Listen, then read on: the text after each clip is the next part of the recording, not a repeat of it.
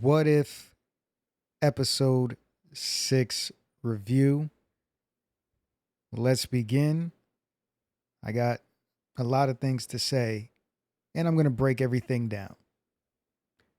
First, we start off with the Hummer from Iron Man 1 and the scene from Iron Man 1 with Tony Stark mingling with the soldiers. And this is one of the parts that I really like. It just brings you back to Iron Man 1. That's one of my favorite comic book movies. Him doing the hey, no peace signs. And just I thought the animation was really good here. Just look at it.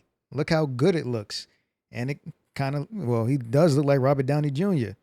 And as you see the bomb goes off and look screaming and the explosions outside. You know, watching this episode, it just really brought me back to what the MCU began with and what it was all about. And for them to take what we're seeing now, with you see the bullet holes in the side, to Iron Man 1, the original, the thing that brought everybody into the MCU. I thought the way they did this story was genius. And even the callback to this with the Stark Industries, but we seen this in the trailers with Killmonger. You're about to see him now. He comes in, throws the bomb away, be Tony Stark's savior. And the thing about Killmonger in this one, he was, to me, like, I remember in Black Panther how good the character was, but also how cerebral. And watching this episode, it shows you the cerebralness of Killmonger and how he operated on such a high level with all the things he did. And it was nice to see. If you see this picture right here, them walking off together, Tony Stark not knowing and not becoming Iron Man. And I think that's a great way of putting it. If they wanted to tell a story with different takes, I think this is probably, out of all the episodes, the best take. He never became Iron Man. Who knows, in this world, look, this is from Avengers Infinity War with Samuel L. Jackson, but he never became Iron Man. But everything else around him that was already established in the MCU is still there. And as you see right now, this is, him doing a speech and Pepper Potts and Happy just looking on. And Obadiah Stane from number one, from the first Iron Man. And he's looking like I thought that was my promotion. Just the way they intricately did everything. Look at this, saluting, thanking him for saving him. Once again, well thought out plan by the character, but also great job by the writers, because watching this, I'm like, okay, this is all great. They brought back the reporter character. And I'm like, is this I'm like, wow, okay, it's about to be over. And I looked, I still had like 15 minutes left. The way they told this story is probably in 31 minutes, I might add, probably less than that because of credits, is the best I've ever seen. Bringing back the characters, bringing new motivations. To me, this is by far the best episode. And look at him telling Iron Man, it was your boy who set you up with the 10 rings. He was the one who was working with him. I thought that was genius. Once again, Killmonger, and look how they did him. He's mad now. Killmonger just using his cerebralness, and now they're locking him up, and he never to be seen again. And now they're celebrating, but also he's using this to get into Iron Man's circle, the zone. And look, obviously Tony Stark with a drink in his hand, doing what he does, and Pepper Potts behind him, as she always is, watching him, especially early in these seasons, early in these movies. She was behind him, watching him, making sure he was okay. And now she's hanging with Rhodey because she realizes something is up, which is usually, what she does. She realizes something's up, something's not right here. Rhodey's like, oh, don't worry, he's a great guy. He's an army guy. He helped everything out. And if you look at this scene, I thought this was cool. Just look the way it looks. Look at how beautifully it's drawn. I don't know if there's any awards for animation, but What If is beautifully drawn, and I thought this episode was one of the most beautiful. out of all the episodes. And Killmonger's now holding the weapon, getting ready. Well, that's the weapon he'll use later on. Well, we'll wait till we get that. But he's telling Iron Man how he wish he could have done more to save, and gave him these plans. And it looks like a Gundam because he's a big anime fan. I think it's and you see, instead of schematics for an Iron Man suit or a better one, he's looking up schematics for war drones, and he's much deeper in the war because they almost killed him. And I thought that was great. It showed a different side. He's still Tony Stark, but now he's a little bit, in a sense, less genius and just more, I don't want to say more crazy, but he's just more like, okay, let's see what we can do, because he never did the things that he did to create the Iron Man suit. And look at them working together like father and son. This is the son he never had, just working hard. Up late nights looking at schematics and plans. And the funny thing about Tony Stark, he really thinks he's doing a good thing, trying to not end the war, but bring the pain. But, you know, he's helping this guy out who saved him. And, you know, when Tony Stark, Iron Man, puts his mind to something, he wants to complete it. And look, they're eating pizza, just having a great old time.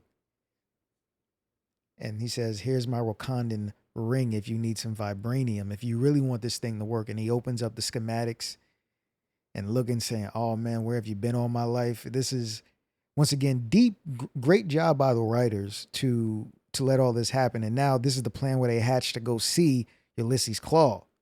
And Pepper's like, I don't think this is a good idea. Like, don't worry, we'll just allow Rhodey to be in there and make things work. And now they're at the warehouse. Things is looking all right. You know, they're trying to get this vibranium thing going. And Ulysses Claw's like, all right, are you ready to deal? Shows him the vibranium. Rhodey's like, okay, you got the goods.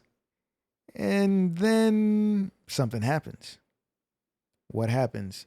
Black Panther shows up. T'Challa shows up. And you're feeling excited. You're like, oh man, I thought last episode was his last episode, but he's back, you know, taking down these soldiers. And it's like, okay, it's over now. This is where it's going to end. But we all knew it was going to go even deeper and even further. And this is how great the writers, and this is why this episode makes it great. They go down. T'Challa's there. Killmonger's behind him using a Tony Stark's weapon. Even better. This is great. You see the little scales on the side of the neck. So you know he's killing them and really hurting them. But once again, the cerebral mind that they made Killmonger, same the way he was in Black Panther, this was all a plan, all a setup with Ulysses S. Claw. Killed them, but it made it look like the U.S. killed T'Challa. You see the burials right here. And, you know, sad for Chadwick Boseman, but you got the father who's still alive in this universe, you know, and that they're saluting a dead soldier. So now a war between the United States and Wakanda is imminent. And this is, once again, the cerebralness. And now he's back to Tony Stark, who, once again, is not an idiot. He figured it all out. Like, I want justice. I want to kill you for what you did. Brings out the robot. Unfortunately, knows all Killmonger's moves. So he's like, I got a freestyle. But the robot, you know, beating him up at first, taking him down. Tony's like, all right, I got the upper hand, but Killmonger's a smart dude. And once again, he's gotten this far, so you knew he wasn't going to lose. Stabs Tony. Tony does his monologue. Once again, Iron Man, Tony Stark, still always ahead, but Killmonger has the upper hand. They give their little, kill you this, kill you that speech. But once again, Killmonger always a step ahead, but Tony's smart too. Now the U.S. government comes in saying they came in and assassinated Tony Stark. We're going to blow them to hell. Once again, great writing, great everything. And he's going in and they send Killmonger in with the drones, but he's really going to meet Ulysses S. Whatever his name is. I keep forgetting. But now here's where he kills him. Same thing that happened in the movie. He just needed him to get as close to Wakanda because he needs his body. Drops the body. Everybody's watching, sees the dead body. He, same thing like Black Panther says, I'm a Wakandan just like you guys, who my father was. And once again, he knew that they would take the bait because his basically uncle killed his father, and there's remorse for that. And in the movie, we never got to see the remorse, only in the ancestral plane. Now we get to see the remorse. He's holding his face, and he just lost his son. Once again, deep think. This is why this is the best episode. Showing them schematics of, oh yeah, they're gonna the U.S. is gonna attack us. We got to prepare. Deep planning, and this is Killmonger's story. Even though it has a lot to deal with Tony Stark, this is Killmonger's story, and it's told in a genius way based on the MCU. And these people deserve a lot of credit, and this is why it's the best episode. He's talking to him. The robot soldiers are showing up. The Wakandans get their shield after they let him in. And I thought this was like another great visuals. Look how great it looks. It looks fantastic. The drawing, I can't say enough about it. And it's great because we already know these characters. And this is the shocking part. Mama goes and fight. And you forget that she is a Dora Milaje. She just reserved, and she goes out there and puts on a show.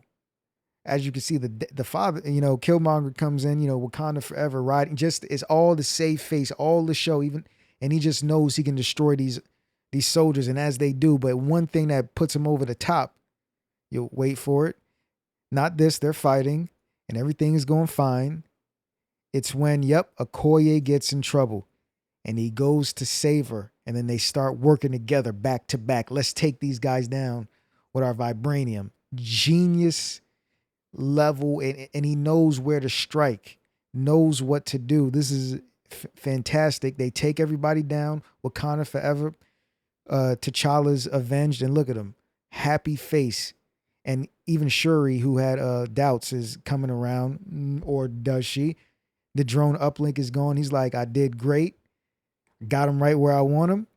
Time to have a talk with the chief. And he's like, you know what? This is a great person to pass down the mantle to. He came back home to help his people. And this is for me to make right. Sends him, gives him the Black Panther herb, drinks it, and here goes the ancestral plane. Gets all lit up. And, Chadwick Boseman is not here anymore, but it's great to see that he's not here, but he did all this before he passed. And it shows that Marvel really liked him, because they gave him all these different things in What If, because they know how much people love him. And every time he talks in this show, it makes you think, and they gave him wise words. And, this was already the best episode, but even for things like that, it makes, for the best. And, when they go back, only you can avenge Tony Stark. Very subtitle for the Avengers. And, Pepper's like, I can't believe this. And this is wrong. This is crazy. And Shuri's at her desk. And Jarvis is not dead. Can't get anything past Tony Stark. Well, I think maybe Jarvis is dead, but Tony always a step ahead. And that is the end.